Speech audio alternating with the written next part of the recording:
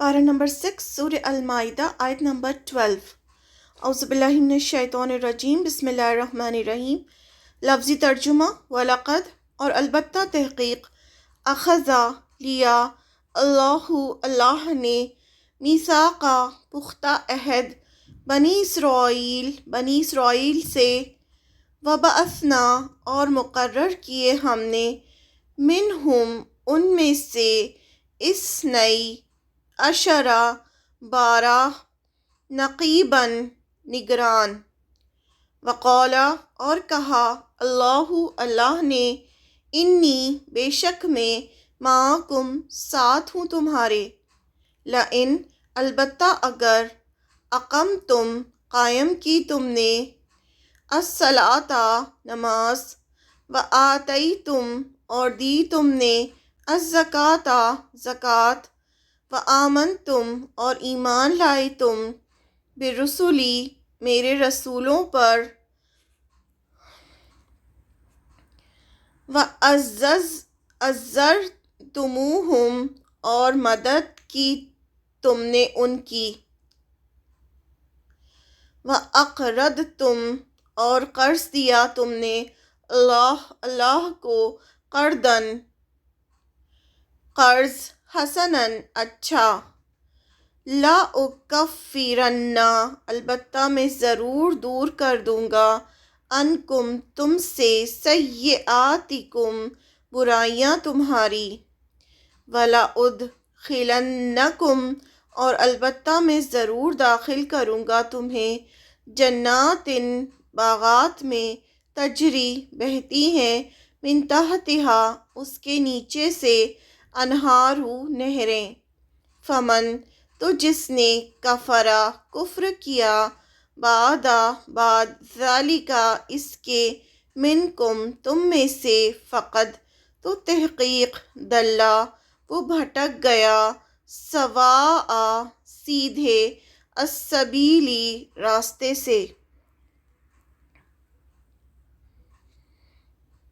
اور اللہ تعالیٰ نے بنی اسرائیل سے عہد و پیمان لیا، اور انہی میں سے 12 سردار ہم نے مقرر فرمائے، اور اللہ تعالیٰ نے فرما دیا کہ یقیناً میں تمہارے ساتھ ہوں، اگر تم نماز قائم کرو گے، زکوٰۃ دیتے رہو گے، اور میرے رسولوں کو مانتے رہو گے، اور ان کی مدد کرتے رہو گے، اور اللہ تعالیٰ کو بہتر قرض دیتے رہو گے، تو یقیناً میں تمہاری برائیاں تم سے دور کر دوں گا، اور تمہیں ان جنتوں میں لے جاؤں گا جن کے نیچے چشمے بہہ رہے ہیں۔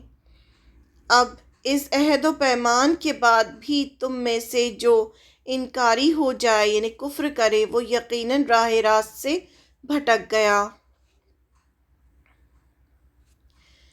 بنی اسرائیل کی بات کر کے مسلمانوں کو نصیحت کی جا رہی ہے کہ اللہ تعالیٰ نے بنی اسرائیل سے وعدہ لیا تھا کہ انہی میں سے 12 سردار مقرر کیے تھے۔ 12 سردار اس لیے کیونکہ ان کے 12 قبیلے تھے، تو 12 سردار مقرر کیے گئے تھے، یعنی نعمت کے طور پر انہیں سرداری دی تھی۔ نعمت، اللہ تعالیٰ بندوں کے ساتھ ہوتے ہیں، ان کی مدد کرتے ہیں اگر وہ اللہ کی کچھ شرطیں پوری کریں۔ یہاں خاص طور سے جو اللہ کی نعمت کا ذکر آیا ہے کہ اللہ تعالیٰ ساتھ دیتے ہیں، تو کن لوگوں کا ساتھ دیتے ہیں وہ بھی اس آیت میں بتا دیا گیا، اور اللہ تعالیٰ نے فرما دیا کہ یقیناً میں تمہارے ساتھ ہوں، لیکن شرط کیا ہے کہ اگر تم نماز قائم کرو گے، زکوٰۃ دیتے رہو گے، میرے رسولوں کو مانتے رہو گے، ان کی مدد کرتے رہو گے، اور اللہ کو بہتر قرض دیتے رہو گے۔ یہ قرض حسنہ کیا ہوتا ہے؟ اللہ کے دین کے راستے میں خرچ کرنا، جس سے اللہ کا دین پھیلے، جس میں آپ کو کوئی ریٹرن، کوئی بدلہ نہیں چاہیے ہو کسی سے، صرف آپ اللہ کے دین کو پھیلانے کے لیے جو قرض دیتے ہیں، جو خرچ کرتے ہیں، اس کو اللہ تعالیٰ اپنے اوپر قرض لیتے ہیں، اور اللہ تعالیٰ کا وعدہ ہے کہ اللہ تعالیٰ اسے کئی گناہ بڑھا کر بندے کو دیتے ہیں، تو اس خرچ کرنے کو اللہ تعالیٰ قرض حسنہ کہتے ہیں، کہ وہ اللہ کے راستے میں جو پیسہ خرچ کیا جائے۔ تو یہاں فرما دیا گیا کہ اللہ تعالیٰ تمہارے ساتھ ہیں، تمہاری مدد کریں گے اگر تم یہ سب کام کرو گے، نماز، زکوٰۃ، رسولوں کی مدد، پھر اللہ کو بہتر قرض دینا۔ اس میں نعمت کیا بتائی گئی ہے؟ تو یقیناً میں تمہاری برائیاں تم سے دور کر دوں گا۔ اگر یہ سب کام بندہ کرے گا تو کیا ہوگا؟ اللہ تعالیٰ اس کی برائیاں اس سے دور کر دیں گے۔ جو انسان کے اندر برائیاں ہوتی ہیں، جانے انجانے وہ غلط کام کرتا ہے، تو یہ جب کوالٹیز پیدا ہوں گی تو اللہ تعالیٰ برائیاں دور کر دیں گے۔ جو انسان اوپر بتائے ہوئے کام پورا کرتا ہے تو اللہ تعالیٰ اس سے اس کی برائیاں دور کر دیتے ہیں۔ اور اس کا نتیجہ کیا ہوگا؟ اور تمہیں ان جنتوں میں لے جاؤں گا جن کے نیچے چشمے بہہ رہے ہوں گے۔ یعنی ایسی جنتیں ملیں گی پھر انسان کو جب اس سے برائیاں دور ہو جائے گی، جب وہ ایک اچھا نیک انسان بن جائے گا تو پھر مرنے کے بعد بھی اللہ تعالیٰ اسے جنت میں داخل کریں گے جہاں پر چشمے بہہ رہے ہوں گے۔ دنیا میں برائیاں بھی دور ہوتی ہیں اور مرنے کے بعد بھی اللہ تعالیٰ جنت کا وعدہ کر رہے ہیں۔ لیکن اب اگر کوئی وعدہ کر کے بھی انکار کرے گا، یعنی وعدہ پورا نہیں کرے گا، ایک بار وعدہ کر لیا اس کے بعد اسے پورا نہیں کیا، کیونکہ ہم مسلمان ہیں نا، ہم کلمہ پڑھنے والے لوگ ہیں، ہم کیا کہتے ہیں؟ لا الہ الا اللہ محمد الرسول اللہ۔ جب ہم یہ سٹیٹمنٹ بولتے ہیں تو یہ ہم ایک طرح کا کانٹریکٹ سائن کرتے ہیں اللہ کے ساتھ کہ اے اللہ تیرے سوا کوئی معبود نہیں، ہم کسی کی عبادت نہیں کریں گے، تیرے سوا کوئی معبود ہے ہی نہیں، اور محمد صلی اللہ علیہ وسلم اللہ کے رسول ہیں جن کی ہمیں پیروی کرنی ہے۔ تو یہ ایک جو سینٹنس ہوتا ہے یہ بہت بہت میننگ فل ہوتا ہے۔ تو یہ ایک طرح کا وعدہ ہوتا ہے جب ہم جو اللہ سے کر رہے ہوتے ہیں۔ اس کے بعد اگر وعدے کو پورا نہیں کرتے، اگر شرک کرتے ہیں، رسول کی اطاعت نہیں کرتے، وعدہ پورا نہیں کرتے، کفر کرتے ہیں، تو پھر اس کا انجام بھی بتا دیا گیا کہ پھر کیا ہوگا۔ لیکن اگر کوئی وعدہ کر کے بھی انکار کرے گا، وعدہ پورا نہیں کرے گا، تو وہ اس سے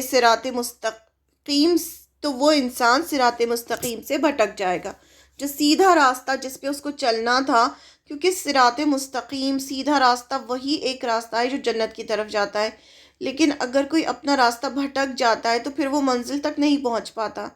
تو جو اس چیز کا کفر کرے گا، یعنی وعدہ پورا نہیں کرے گا، تو کیا ہوگا پھر اس کے ساتھ میں؟ وہ بھٹک جائے گا، یعنی پھر وہ جنت کے راستے سے بھٹک کر اپنی راہ گم کر دے گا۔